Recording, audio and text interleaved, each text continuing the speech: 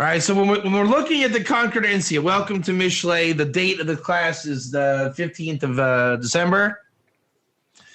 When I read off the descriptions of the verses, did you notice a pattern?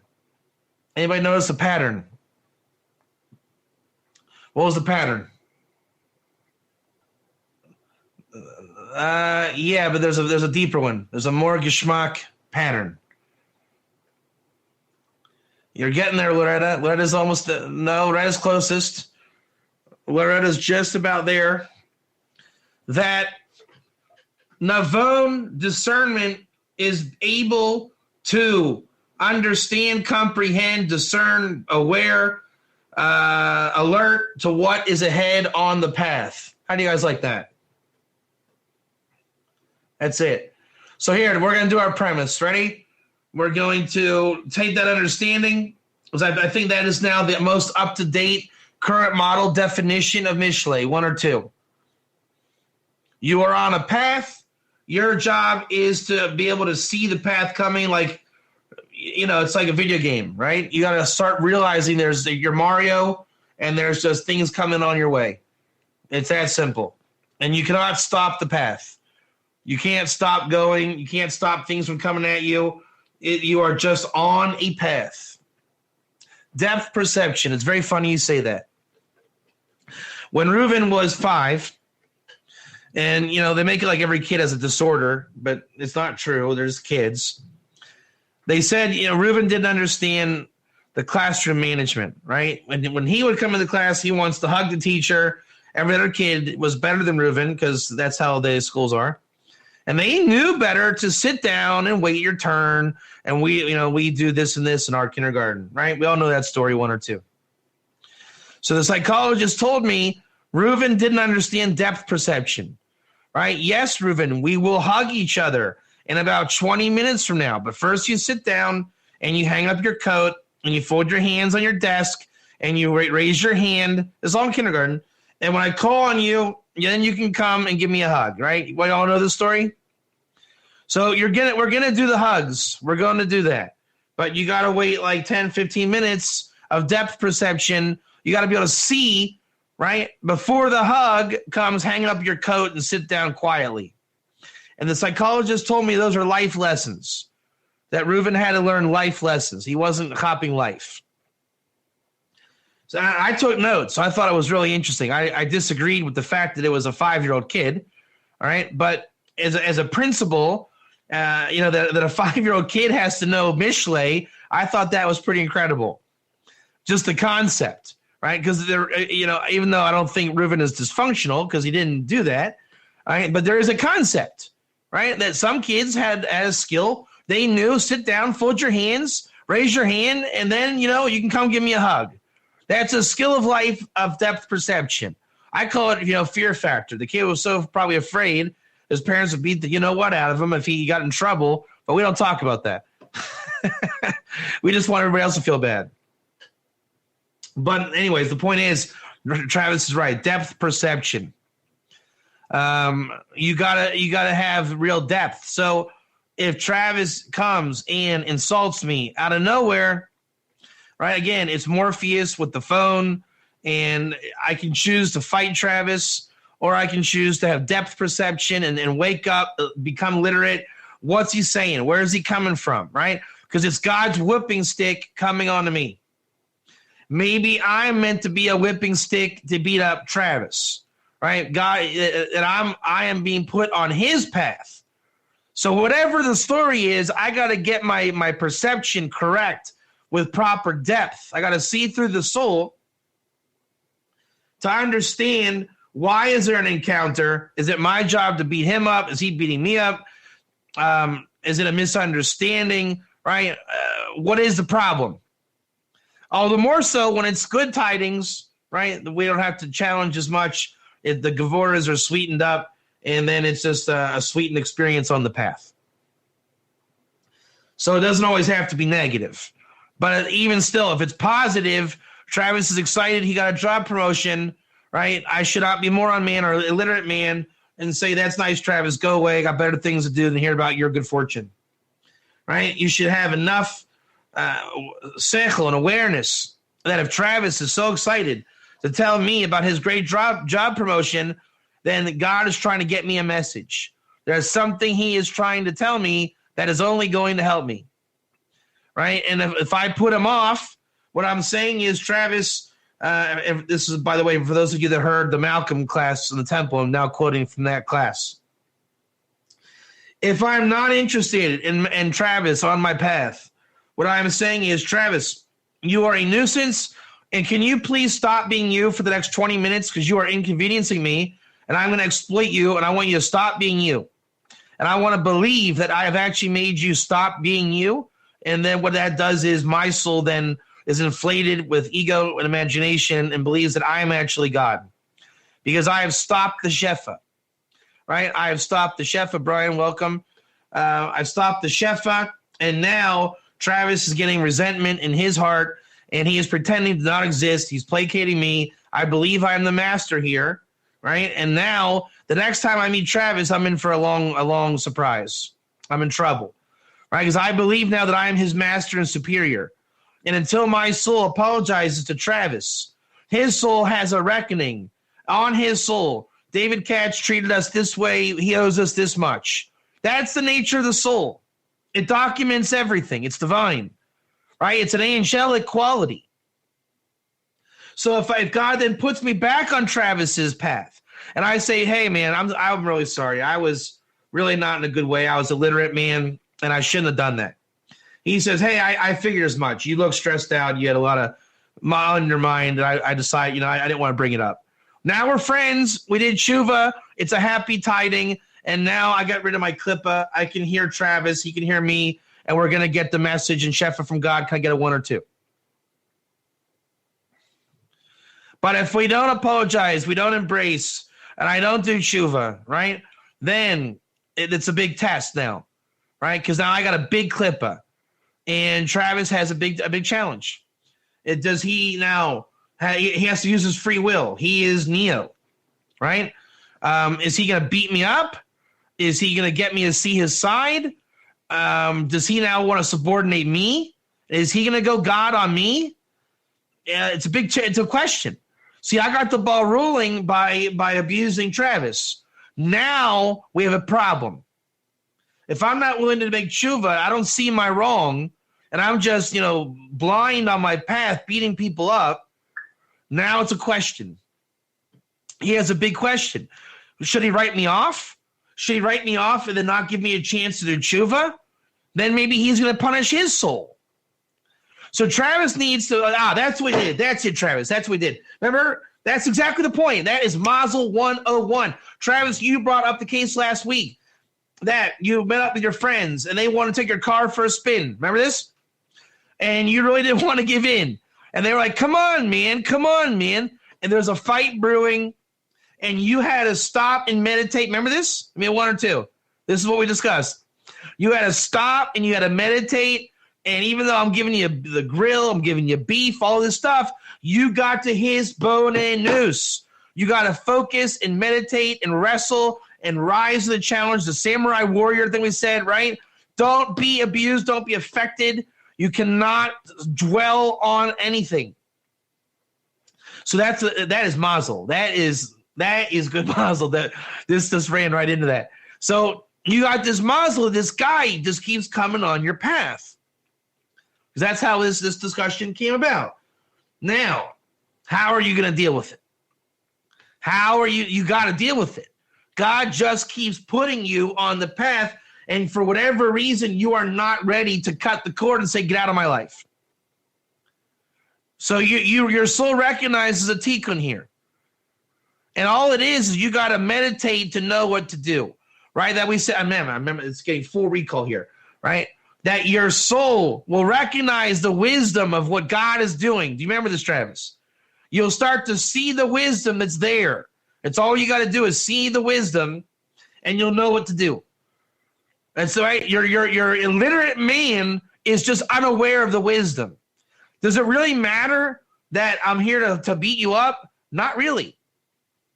If God put you here and we got to fight over whatever it is, bad blood, bad beef, right? Okay, meditate, Figure it out. Just stand firm. Don't let this guy ruin your flow. That was the thing also. Oh, man, is it coming down or what? That was the thing. It was your word, flow. And you actually said a word. What was the word you brought, Travis? Confluence? Was that the word? we are. This is hot. This is hot right now. This is really hot. It's all coming back. That's the soul. That's the soul able to reproduce word for word what we did. That's good. So you got to get the confluence, let it flow, right? That's what we did. We introduced the nefesh. The juices are flowing, right? Travis is in the mood, right? And when I draw my sword, I'm here to beat you up again. Travis, you're always no good. Always. That's when Travis uses my sword against me. He does whatever he's got to do, right? For the sake of the health of his soul, my soul, no one gets hurt. We all got to do tshuva, right? Use your free will to rise, meditate, connect to the will. All the more so if we're friends, right? We make up, there never was a fight. All the more so it turns into confluence and the nefesh flowing and the love and joy of David and Jonathan, and we live happily ever after, right? So no matter what happens, you might miss that good opportunity if you're not alert on your path, right? Travis is having a bad day. When I say bad day, it doesn't have to mean bad. We don't have to be negative here. We can just say he's in his own element, right? Travis is just trying to figure out something on his own time. And he didn't notice that I'm coming. He halfway noticed I'm coming. And he just, one of those weird moments, he thought, I'm going to do a detour. I just don't want to deal with the rabbi cats right now. Just don't want to do it. But why, I'm destined to hit your path. So why are you running away? So that moment, whenever you face reality, when reality hits you, there's an encounter. Something happened on your path, right, Loretta? Right? You recognize your path. It's happening on your path. It's there. It's inevitable. And you might as well just suck it up, wake up, connect to the reality. There's a collision here, whether good or bad or neutral. It doesn't matter. Ready for the embrace. You should already be meditating before it even happened. I mean, this is the samurai, right? He's in a constant meditation before anything happens. He doesn't dwell on anything. So what was Travis's crime? Is that he was dwelling on something and he was not alert on his path. That was your crime. You are so self-absorbed, all of you, on your path, you shouldn't have been. Travis was fretting, how am I going to make the meatloaf when I get home? I forgot the recipe. Why were you fretting? Right? That's the whole thing. Don't dwell. Why are you afraid of your soul not knowing the recipe? Why do you assume that your neighbors you can't call last minute to help you out? That's their mitzvah. Why are you dwelling on anything? Why are you not normal? Why are you not where you're supposed to be, just being you? That really is what the path is all about, of understanding. Let yourself be literate. When you're fretting over the lasagna or the meatloaf, what you're saying is, I am illiterate. I am not adequate. I am horrible. I'm going to get in trouble. I forgot stuff. Why do you think it was you that forgot? Maybe you were brought to a place by God. Because my family wants the meatloaf. That's your family's problem, not yours. Why are they dwelling on it? Why are they dwelling on meatloaf? Right? Because I was told if I don't come home with meatloaf, we're going to get divorced. Then you're already divorced. If it comes down to meatloaf, I mean, what are you doing? Right? If you don't want to get divorced, then you need to stop dwelling on these little things. Whatever it is. I hate to speak so harsh, but that's the point. Whenever you're dwelling, you are not illiterate. Or you're not literate. You're telling yourself that you are illiterate. That's why you're dwelling on it. Right? You're not meditating on God's wisdom. So when you become literate, man, when you become awake, you start becoming illiterate. You start becoming aware of the wisdom. You're not dwelling on any one thing. You are not telling yourself that you're illiterate. In driving school, what was my message to self? So that's it. You're giving you're abusing your own nefesh. Your nefesh is saying, "Hey, Travis, I'm pretty good." You're saying, "No, you're not." Your nefesh is saying, "Hey, Travis, for the millionth time, I'm pretty good." No, you're not. And this is the fight. Your body on your nefesh. Your nefesh is like, look, I know more than you. I'm smarter than you. You're a dumb body. You're a half animal. I'm telling you, it's all good if you would relax. That's like the challenge in this world. Animal soul, godly soul. In my driving school, what was my message to self? I don't understand Hebrew. I don't, like modern conversational Hebrew. I don't like driving school. I don't understand Israeli driving school, which is another way of saying I'm telling myself I'm illiterate. 1 or 2. I mean, this is like the essence of the whole thing. Mishlei is saying that you're a Talmud Chacham. 1 or 2. So Solomon says that you're a wise scholar, and you say you're an idiot. Is that not life? Your nefesh is saying, hey, we're really smart. God gave us the love juice. We are super duper smart here. God can make us, any revelation at any time. If you forget something, God can make a miracle happen. Here comes Travis with the missing information. Hey, Dave, did you ever figure out what to do on your oh, thanks, Travis. You saved my life. I didn't make Travis come. So your soul is saying we are super literate. We have God running the Matrix program. Your body says we are illiterate. You are on a path. Therefore, your body is not in control. Therefore, your nefesh is on the path with God. God is saying, I'm giving the nefesh everything. The body says we never get anything we want ever. Maybe because it's not your path. It's your nefesh's path. Your body has no path. But your nefesh, by the grace of God, takes care of your body. Because God says we cannot feed the nefesh unless it goes through the body first. 1 or 2. The path then is 2. Ready with me? Shannon with me? Brian with me? 1 or 2. The path then is start to recognize your nefesh echoing the voice of God. You, we, it, them all are literate. There's only wisdom. So your body is saying, but Travis's body said we're all dumb. Nefesh says, did you listen to Travis's soul that says that we're all smart and wise?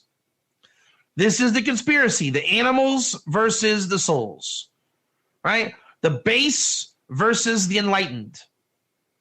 Is it convert or ger, right? In learning Torah, all these different things, how to translate. Does it go this way? Understanding.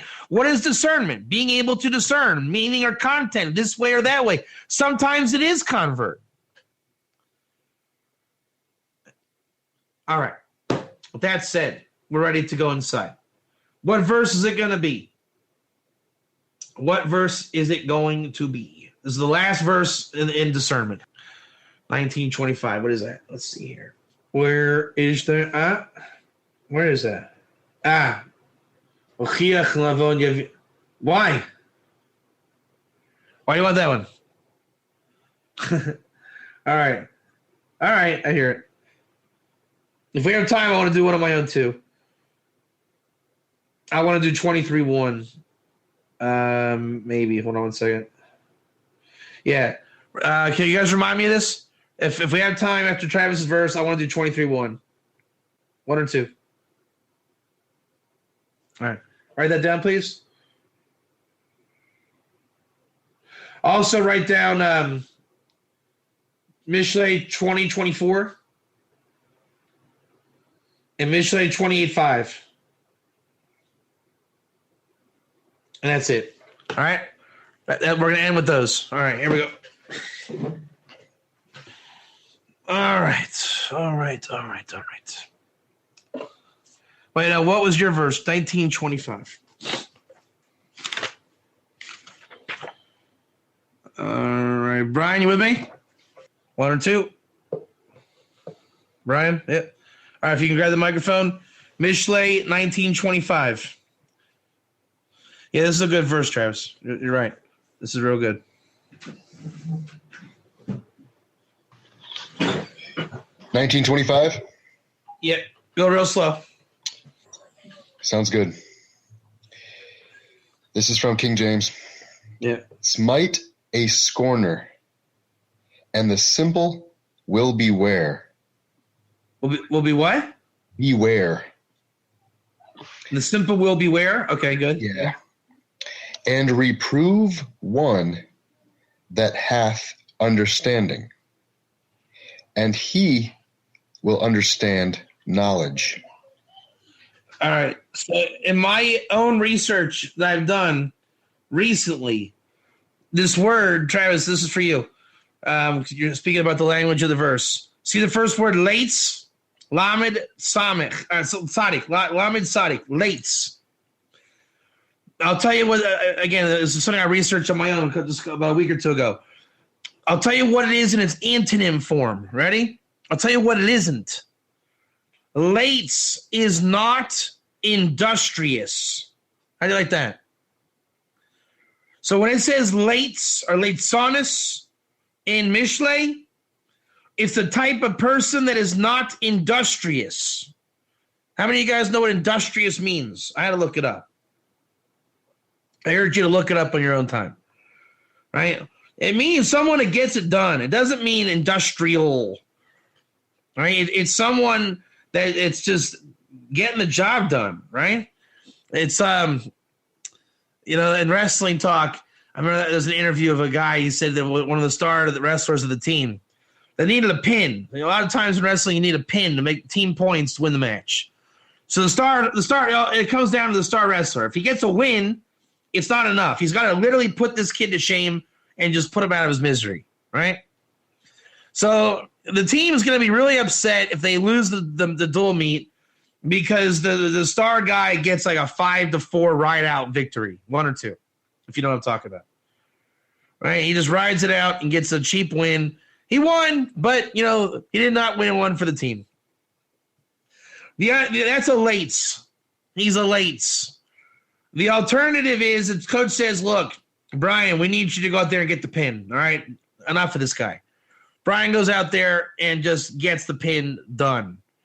Right? Team wins. Everybody won. Brian got up for the game, the match, because he is industrious. He's not only looking for himself, right? His little 5-4 win. He was looking for the team. He's looking for a national championship for the team. That's looking ahead to the ultimate depth perception that Travis is talking about. If you cannot see that far, you are not going to be a good wrestler, right? Because you just don't understand. You don't understand why it matters that your team should win. It's all about you, isn't it? It's always about you. But the industrious, the guy with the depth perception, I mean, what was Reuben's problem really in school? Reuben was saying, it's only about me in the class. All the other kids have to wait till I hug the teacher, 1 or 2. He didn't understand all the kids want to hug the teacher. So he had to learn that, and he's an industrious kid, but he had to learn that going to kindergarten is an industrious thing, right? You bring your backpack and you get dressed, you tuck in your shirt. Why do you have to look like a mensch and act like a mensch when you go to kindergarten? It's industrious, right? Everybody sit down, be quiet. Pull out your number 2 pencil. Did everybody remember to bring their parents' signature for the field trip to the zoo? Johnny, you did not bring your field trip paper to the zoo. Why did you forget to bring that to school? Right? I mean, that's what school is doing on this angle. It's teaching you how to be industrious. The kid who says, I don't know, that's a lates, 1 or 2. All right, so now, Brian, can you get back on the microphone? And let's translate it again. And I wanna look up and be careful. We know what a Navon is. We know what the lates is. But I want to understand it in better context. And then we want to know what a petty is. In fact, before you do that, let me tell you what a petty is. I have not researched it to the full extent, but let's do that now. And then I want you to read it again under these terms. So what is a petty?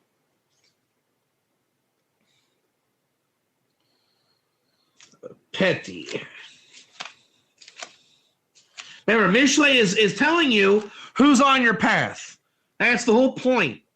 Right? Oh, look, here comes Bob. He's a petty. Oh, here comes Jane. She's a lates. So you know what to do. Foolish, I know that, but that's all these people can be called fools. That's the problem. We got to really split hairs and find out.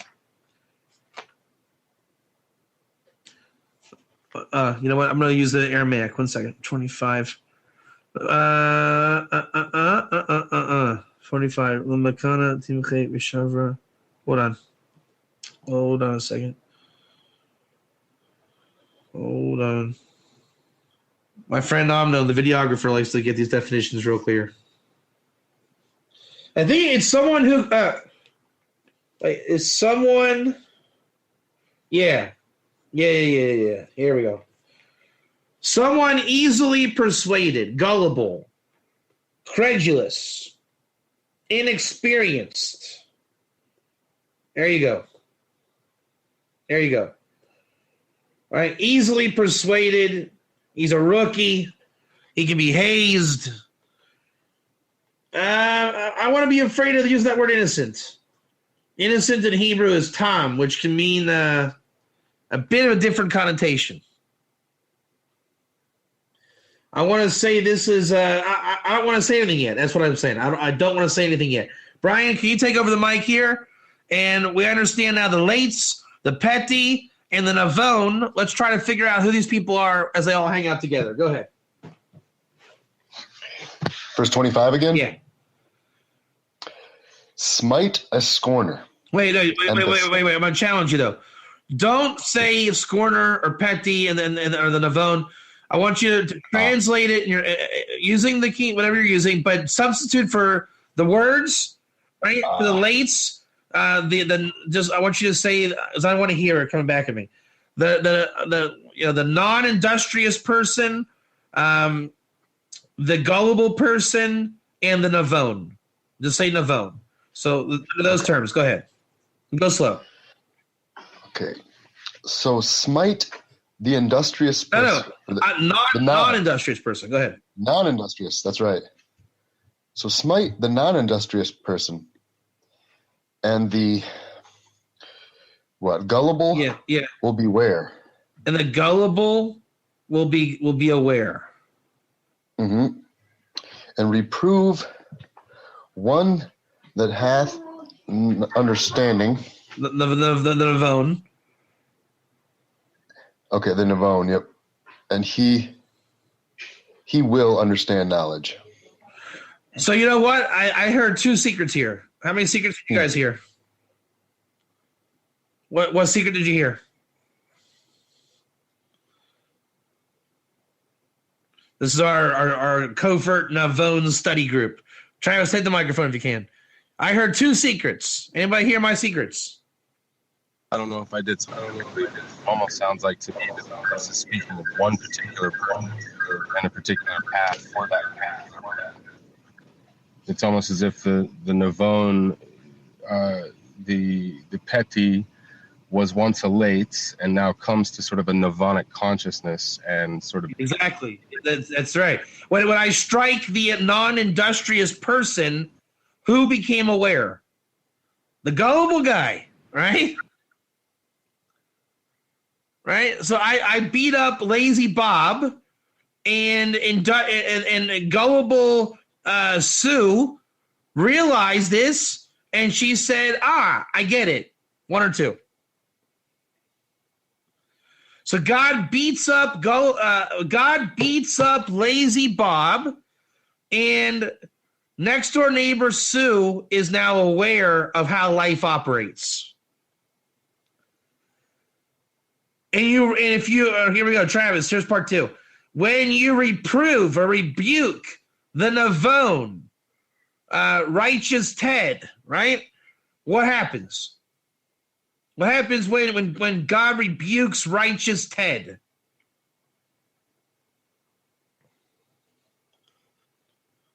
No. That's obvious. That's pshita. You don't need to know that. He's already in the Navon. That's like saying when Peyton Manning throws a touchdown, he gets excited. We already know that. So who got excited in the football game when Peyton Manning threw the touchdown? Was it Peyton Manning or the people in the bleachers? Aha. So who got wise here? Who got wise? Gullible Susie. Gullible Sue was hanging out with Righteous Ted. Righteous Ted got hit because God hits Righteous Ted for the sake of gullible Sue to wake up and gain knowledge. Oh! How you like that? 1 or 2? There you go. All right, now let's check the words. Let's check the words. Let me cut. Lim mikna. I think it's the hit. Wait, well, this is hard. 1 second here. Wait a second here. This is hard words in the Aramaic. I want to do the Aramaic. Let's try this in the Aramaic. There might be some surprises here in the Aramaic. Lit. I'm not sure this word. It can mean a couple different things. Hold on a second. Lemimkana.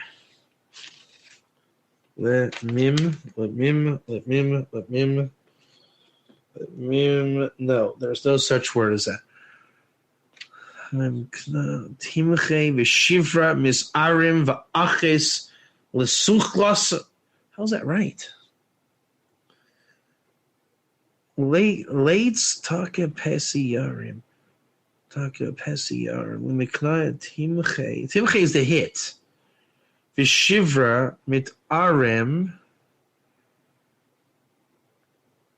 v'aches l'suchlos. Wow, this is really hard Aramaic here. There's something going on. He's telling you something else. Here, oh, wow. That's nice. We're going to do Aramaic in a second. I want to get in the Hebrew first. Listen to this. You guys got Rashi in this? Anybody have Rashi in English? This is classic. Ready? Lates. You hit the lates, hit the non-industrious guy. The gullible one becomes aware. Al-Makas Paro Umilchamis Amalek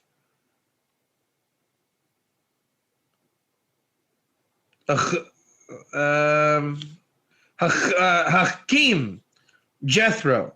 Jethro became wise. Anybody notice what I'm leaving off right there? What am I leaving? Everybody knows what I'm leaving off? One word. This is one of those big finds. This is one of these. What is it in the Hebrew? What is it in the Hebrew, Brian? You got it? Nisgayer. Vav, Nun, Taf, Gimel, Yud, Reish. There's nothing here that says Jewish. Nothing. There's no reason in context to say Jewish. Jethro became wise. That means he dropped the Avodah Zarah. That's what it means, Nit Gayer. Let's take a picture of this and send it up to Facebook. You guys into that? This is one of those ones. I like to capture the sources that say Nis Gayer where it's not a convert. Just to get people thinking. Here we go. There it is. On Facebook. All right. So now, the non-industrious. Now we understand what industrious means, right? And industrious is, I'm going to let you say it. Anybody want to say what industrious is? Any takers? No, industrious. Industrious is a person who becomes wise, rejects Avodah Zarah, sees the ministers of the world going down, and turns to the truth and turns to God. Jethro is industrious. He was gullible, right? He was around the Lates. The Lates is Pharaoh. So Pharaoh is not industrious. And it makes sense. Pharaoh has no reason to perform, right? There's no din in Pharaoh's life. He is God on earth. He has all the money. He has all the women, right? He's not challenged at all.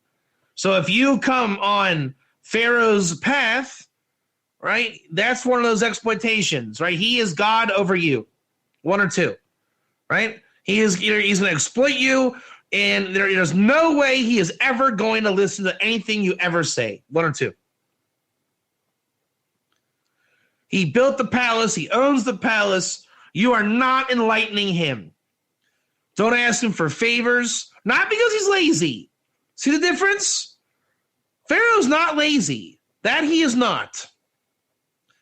He is. It's like, I'll give you a great example of Pharaoh. When you're in a lawsuit, how do you make money in a lawsuit? Has anybody ever had to sue anybody? How do you make money?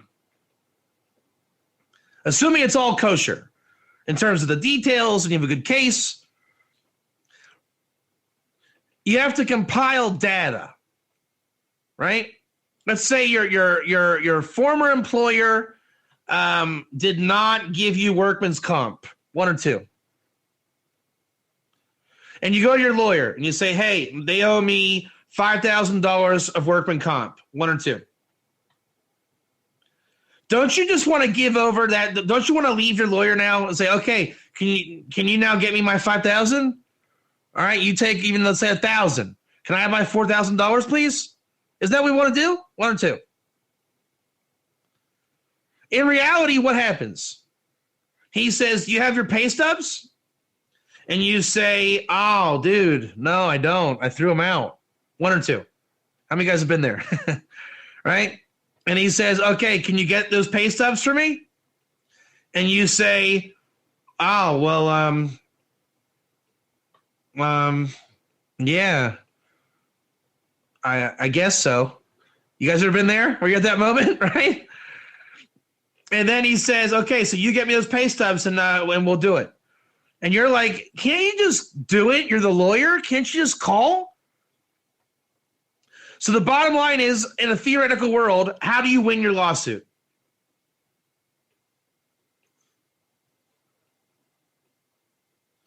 Well, hopefully your lawyer does all the phone calls and you're the lates. You are the guy looking for workman's comp. Look at the muzzle here. You are a lates. You're saying, I'm not a workman's comp agent person lawyer. I worked at Taco Bell and they owe me $5,000. Mr. Lawyer, right, friend of my dad, can you please get the case and get me my money? Please. One or two. Bottom line is, if he's industrious, you win. If he's not industrious, you lose. Motivated, he's calling, I feel bad for you, you're a good kid, I want to see you get, your justice. Basically, is he willing to fight for you? Are you willing to fight for God? How do you like that as a definition? Jethro was gullible. He says, God is not worth fighting for, right? God is just this, these statues, we defecate on them, and Shefa comes down because it's magical and pretty cool. And Pharaoh loves it. It's a little party, right? And so Pharaoh wrote the rules. What happens is Jethro realizes industrious behavior is what God wants, right? That wisdom is served when you serve God. Wisdom exists for you to serve God.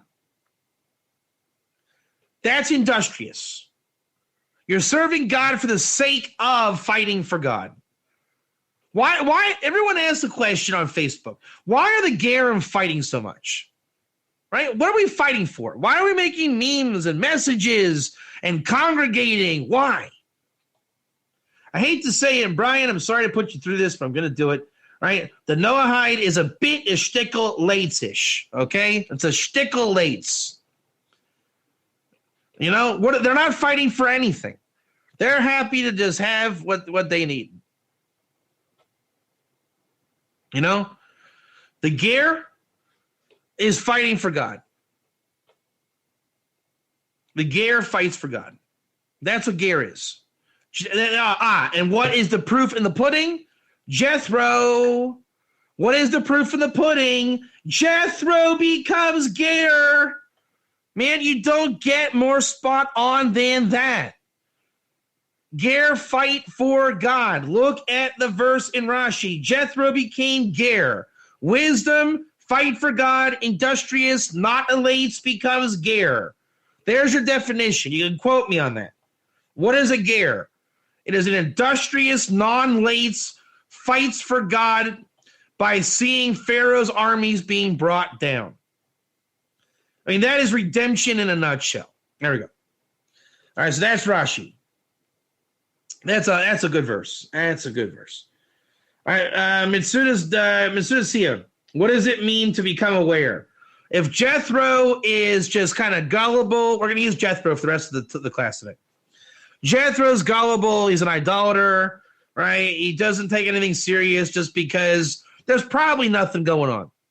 And Pharaoh makes it that way, right? He's Obama, socialist, and we just give you handouts so no one gets too excited over here.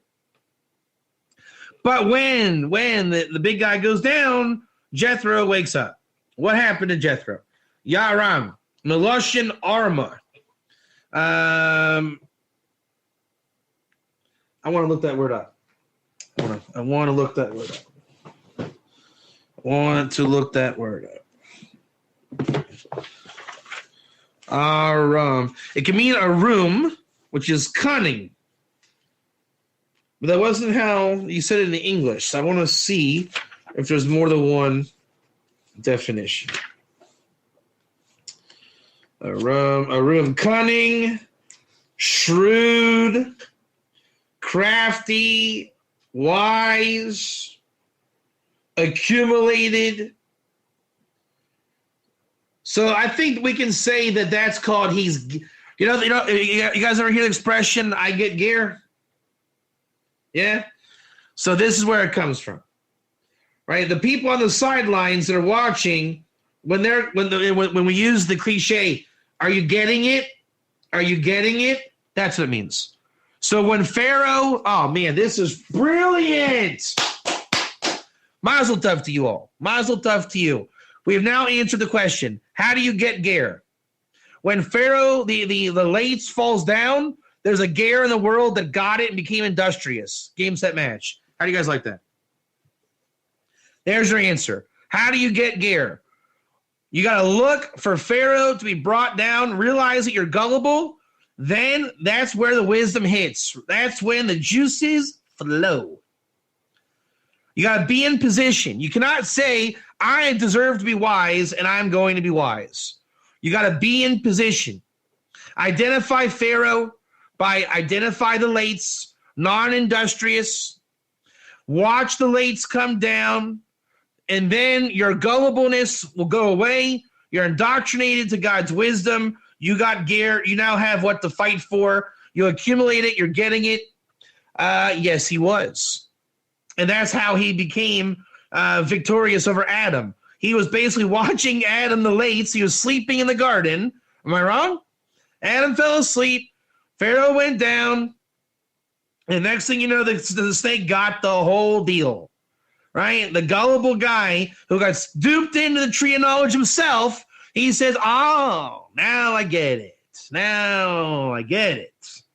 All right. Lates, if you beat up the lates, ka'asher tika es hamis lates ala chokhmah. When you hit the non-industrious with wisdom, im kilo toyolo. Ala chokhmah im kilo toyolo. So you hit the industrious when the non-industrious with wisdom, and it doesn't help him. You try telling someone about ger, and they just don't get it. They don't want to get it. They don't see it. They don't know it. There is a secret gullible ger close by called a petty, easily seduced, and mechoser havana. He just doesn't know. Like Travis said, he's innocent. He just left the church. It's we've seen this in the I Get Gear group, right? So many people that are brand new, they just don't have tenure enough to make a stand. All of a sudden, he becomes wise because of this. Aval Navon af divrei chochma yoyelu lo. The Navon is standing by. He says, hey, this is great. I'm getting smarter by the minute. I'm making money by the minute. V'yavin das yoser mema shebiyado. The Navon, the Russell Kirks of the world, they were watching, they make a meme, and then they make gear 1,000 times stronger. I'm sorry to use our friends in this thing, but it fits just too good, and I didn't choose Rashi's words to bring Jethro into the mix. Blame Rashi. Now we're going to read the Ralbag. You beat up Pharaoh. Again, let's call Pharaoh the Lates. Hine tika Lates. Liknuso Musser. Hine ha'ish. So you're giving Musser to Pharaoh. You're giving Musser. You're saying, you don't care about anybody. You don't do anything. All these things. The man, the petty, the Jethro in waiting. Haroeze. He sees it. He sees that Pharaoh, our non-industrious person, rejects the teaching because it's just simply not applicable to him. I am better than you, right? He says. And, no good reason. It's totally ad hominem, right? You're just a no good nobody. Just total ad hominem. But the guy giving him Musser, it's not an ad hominem. He's giving him real Musser. The petty Jethro says, hey, that's real Musser. He's right. That's real wisdom. That's real wisdom. And correct me if I'm wrong, ladies and gentlemen. Is this not how we explain Jethro in the book of the World of the Gear? 1 and 2. This is good stuff. This is really powerful. Brian, you copy what's going on here? We wrote the World of the Gear with Jethro in mind. Who knew that this was all written in the commentaries on this Mishlei verse? Totally got it. There's your source. If anybody asks the source for the Jethro chapter of the book, there it is. Mishlei Travis was Makbi to get this chapter and verse today, so this is a credit of Travis and the schus of pushing the World of the Gear books with a lot of success. If anybody questions Travis's intentions or effect, you can see there's nothing to question.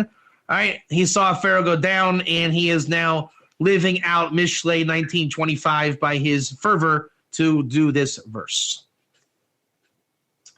The petty saw it, he became wise, and he took it for himself and the accumulation of the wisdom, and he had salvation with the voice of God in this, from the very words of the rebuke. He took it on himself. He said, wow, I'm not even the guy being hit here, but I feel it. And the Lates, he takes the Musser, he got hit. Zua so he deflects it off to everybody else, right? Everybody else gets hit because of Pharaoh. He deflects. But the Navon, you rebuke him with these words, alone he'll understand. Kilebo paine hashlemus. His heart is only towards getting greater and more complete.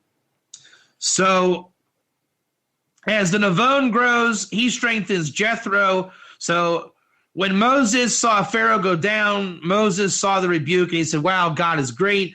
Jethro said, yeah, God really is great.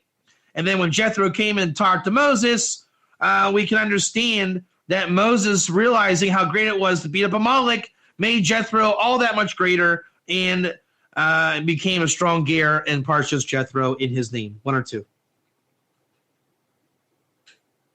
All right. Lates, Yarim, Yalamid Arma. All right, so what is a Lates? Here it is. The Evan Ezra is going to discuss what is a Lates. He is not industrious. 1 or 2. So what is the definition then from the Evan Ezra of a non-industrious person?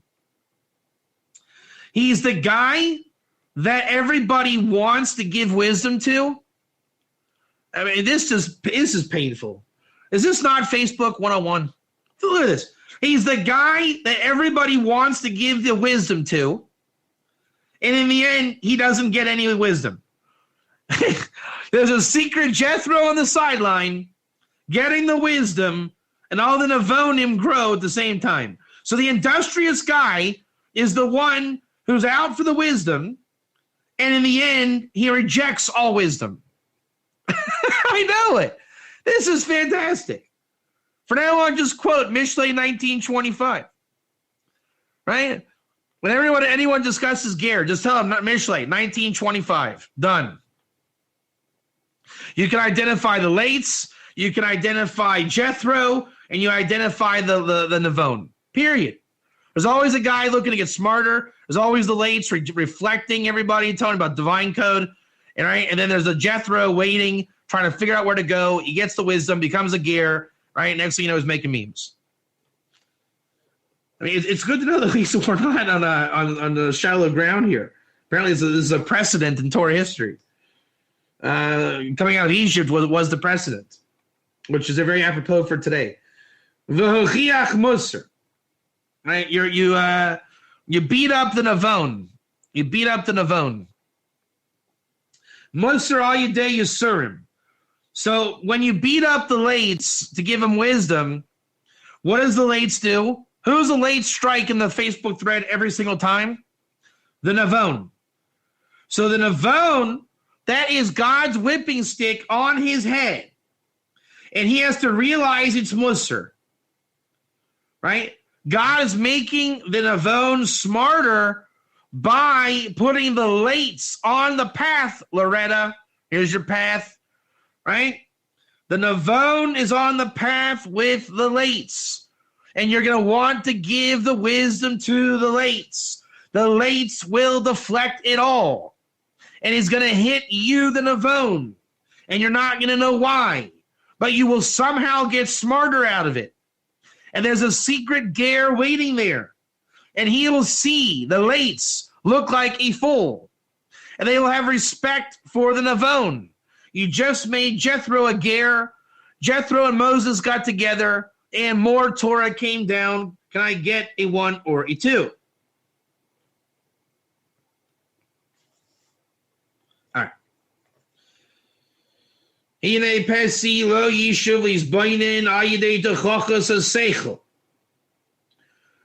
petty, he's not able to meditate. That's why he's gullible. All right, so you tell Jethro, you tell the Ger in waiting, hey, can you just go meditate on some memes for a while? The answer is no. He does not know how to meditate yet. He is too new. As Travis said, innocent. He's a rookie. He doesn't know. He doesn't know the words, right? It's not his fault. He just is not able to. Rak al yedei musar v'hacha. The petty, because he's new, the penalty of leaving the church and being new, whatever it is you're new at, you're only going to get your rookie stripes and being hazed like in every sport, right? When that's it. You got to take a whooping. I mean, is this not every wrestling room or football team or any your jiu-jitsu, right? I walk into Brian's jiu-jitsu room and I say, hey, everybody, I'm like Hoist Gracie, right? I'm the best. What's going to happen to me, Brian? I walk in, I'm the best. I know more than all of you. So what they're going to do is they're going to say, hey, okay, can you show us this particular maneuver? And I say, oh, that's stupid. That's weak. That's stupid. Right? You do it the wrong way. Where I come from, we do it the right way. So what's going to happen is the instructors make me look like a total fool. Okay? I'm not industrious. And there's a guy on the sideline that says, man, I thought that guy coming in was going to take out Master Han over here because he's got big biceps. It turns out he's a Lates. We just made a Ger. And the Navon in the room said, thank God I believe in the truth, because I was that Lates was gonna, he attack me. Right? He was calling me out, and I didn't know if I could stand my ground. So the new guy on the sideline, he went up to Moshe and said, wow, thank God we caught the Lates out of here. And I said, yeah, the Lates went down. And next thing you know, their wounds became sweetened. Hasidim Gevurot, right? And they sweetened it up, and they got wiser, less gullible, which in martial arts is crucial, right? And they became Gerim. They became fighters for the Lord, one or two. That's it. If they saw the Lates get beat up, that's how they were able to acquire the understanding, right? Because the Lates came in and said, I'm going to do the crane technique that the Karate Kid did in the movie. And what happened was they showed how easy it is to beat the Karate Kid in Hollywood. And by showing the Lates, Jethro in hiding, he's gullible. He's brand new to jiu-jitsu. So he thought that the movie The Karate Kid was really superior martial arts. I'm sorry, I didn't know any better. And when the headmaster took out the Lates, the Garen waiting realized, so it was Hollywood. And all you got to do is do this. What happened to that Garen? Brian, what happened? He got real smart real quick, right? He got like from zero to, he got past that white belt real quick, right? He accumulated enough wisdom that he rejected like 90% of the shtussim in his brain. He now knows what a Lates is. He now knows what Hollywood is. He's now ready to get serious. He's industrious now, and he's going to hang out with the Moshe Rabbeinu in the room every time. Every time. It's the wisdom. The Lates did not learn. He's going to go to another room in another town. He's going to do the same song and dance, right? He won one tournament once in his life, and that's now his claim to fame. But our Jethro, he's going to now become real smart. Aval Navon instantly wrote Lo Musar Lates. The guy in the room that knew the Lates was an idiot, he didn't need to know that the Lates was an idiot. He knew the Lates was an idiot. For him, it was the pain of having to go through this. Because the Lates pointed him out and said, see that guy over there hitting the bag wrong? I could take that guy out in 2 seconds. So the good guy in the room, he now is saying, why do I take this abuse? Why does God send every moron into my life? Or every illiterate man in my life? So now he was sucked into the game. When he got sucked in, he had to cooperate. He learned by watching the Lates. He watched Jethro in waiting, and God gave him the download so that when Jethro becomes the Ger, they got together and they got real smart. Brian, has that ever happened to you? Any part of this story? There you go. Kiyiro lo lamar hello ben b'meish. Okay, that's the next verse. Okay, we did that. Now we are in the final stance. We got to go now in the Targum Onkelos. I want to see what this is all about. I think the word is kane. It might be he got hit with a cane. Let's see if that's what it is. Either jealous, zealous, or a cane.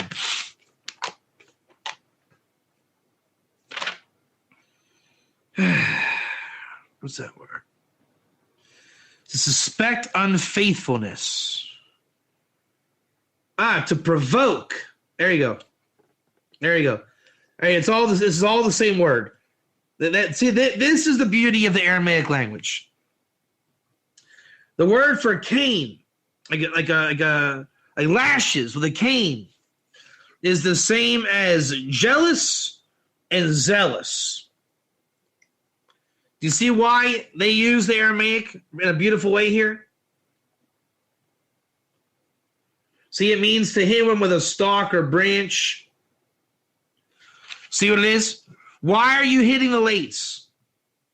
Because you are provoking him. That's what's happening, right? Is that not every Facebook thread? Right? You say, hey, I get gear. Next thing you know, it's provocation. It's provocation, and the canes are coming out. Lim mikna timche. So you provoked with strikes of a rod, vishivra, and you cracked his skull open, whether in wisdom or whatever it is. I mean, you got him good. You got him good. Misarim va'achis. Now, what is that? That's where it gets funny. Misarim, it means he became aware. Now, this word va'achis, I think and I would say it's angry, but it might not be. Like kos, anger. I don't think it doesn't fit. Let's see if there's another meaning of this word aches. Aches. I think we can see that Ger Noahide, this whole thing, is a mushal or an analogy of life. One or two. I think it's more prominent than we know. We think that we're doing some kind of religious battle. It's not. It's just called life. That's what Solomon's telling you. He says it means mad. And he got mad. Misarim v'shivra.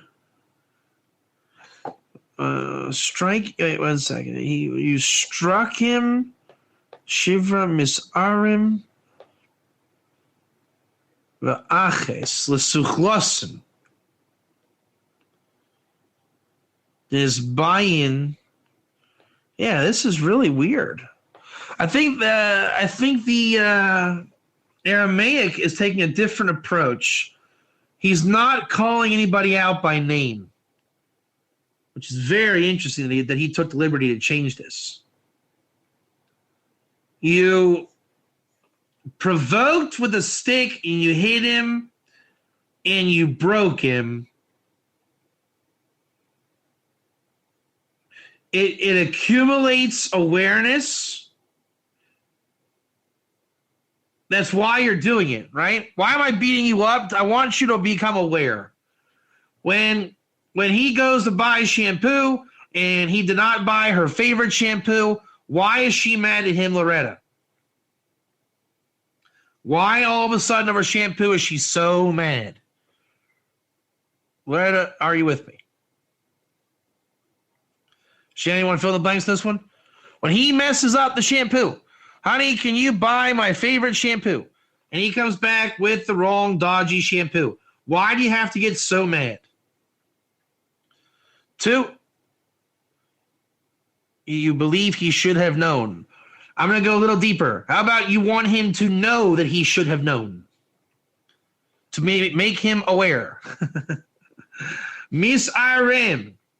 Without hitting him with a stick, he doesn't get aware. And sorry, Travis, it's just how you were created as a human being.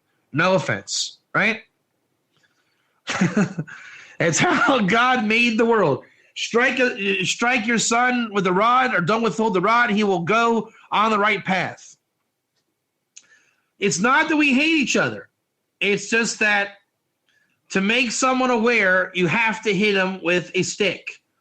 And women just happen to know that, you know, when you strike the horse, it runs. And what happens is you're gonna this is weird. This is really weird. The word is vaches, which is mad. You got to make the lates mad. That's what you're trying to do. You're trying to make the lates mad. So what are you doing on Facebook? You're trying to make people mad. That's why they attack back, right? You're just making us mad. The real answer is, yeah, you're right. We're making you mad. We are hitting you with a big stick, and we are making you mad. So do you feel mad? Good. That means you're living out Solomon's words. 1 or 2. Brian, how do you feel about that? 1 or 2. And then he says, but why? We're not just rude people. L'suchlason. This is that word for Joseph. This is the brilliance of Joseph. This is Joseph. God had to put Joseph in jail to make him brilliant, okay? This is how wisdom works. When you hit someone with a stick and to make them mad, you're going to make people brilliant.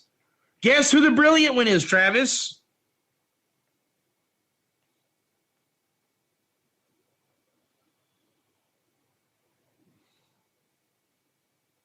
No. That's the Lates. That's the Lates. He's the one who says, you're going to hit a guy with glasses? You're a bad person. Guess who the bad person is? Now the one that got hit. Now the one that got hit. He's a bad person is the Navon. So the Navon now got smarter. And the Jethro gullible one saw Moshe get smarter by Pharaoh's attack, and he got smarter too. The Petty got hit, the Lates got hit, the Navon got hit, but the initial strike was on Pharaoh. That's why I came down and said no. Right? 1 or 2. The initial strike was on Pharaoh. God made war with Pharaoh. Pharaoh says, sticks and stones may break my bones, but words will never hurt me. Correct? When he says that, that's when the Navon says, apparently you don't know reality. Words do hurt, my friend. Words do hurt. He got hit. He got smarter. Jethro, gullible guy, got hit in the crossfires, and he got smarter. So everyone got mad. The Lates got mad. The Navon got mad. Jethro got mad. We all got hit and mad. 2 guys got smart. 1 didn't. And the whole episode of waging war on the Lates was to get smarter. The Nisbayin Yediosa, to split hairs of knowing, to get deep insight that we wouldn't have had otherwise. Thank you for listening. Be well. All right. That was hot stuff tonight, huh? Yeah, that was really good. Travis, can you please just keep documented the verses? And next week, we'll see. But I want to finish off next week with the verses that I said, however long it takes, okay? And then we'll go into the English. But this is the end, right? We're coming down to the last couple of verses, and that's it. So, but I think now we understand Mishlei, illiterate man, moron man, right? It's actually Ger, Noahide, Jew man, right? It's all these discussions. It's, whatever. It's the cook. It's the waiter. It's the busboy. Whatever your little world is, wherever you are, right? It's the roles. Exactly. You're on a path, okay? It's like a joke. You got a server, a busboy, and a cook that all walked into a bar. It's that. It's that. You walked into a mall. You got the security guard, the girl in the store, and the guy in a hurry. This is your path, Loretta. This is the path, right? Therefore, the Facebook forums, as they say in Texas, can't be any different. They can't be any different.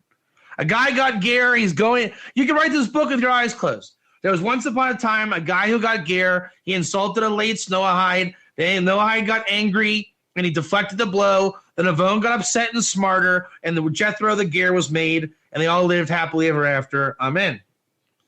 This is it. This is it. And we're living it. We're living it in very clear pictures. Okay, I did not ask Rashi to bring Jethro here and bring Ger into this. You see how ripe Ger is. I did not ask Rashi to write the word Vinit Gayer to Jethro. That's it. I mean, look, it's amazing that when we wrote the book years ago, okay, and we literally described the scene. Let me read it to you just for context. Let me get this out. You got to see. This is nuts.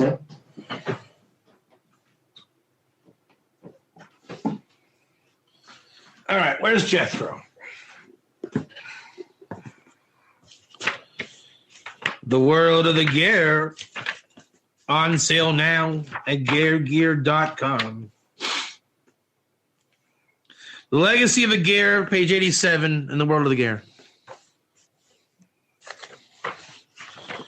Let's see how long this... let's see here.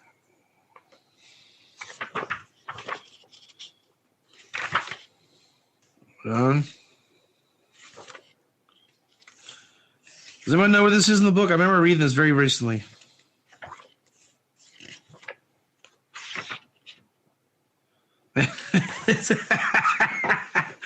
This is cool. Go and count. Wait, huh? What goodness can they give me?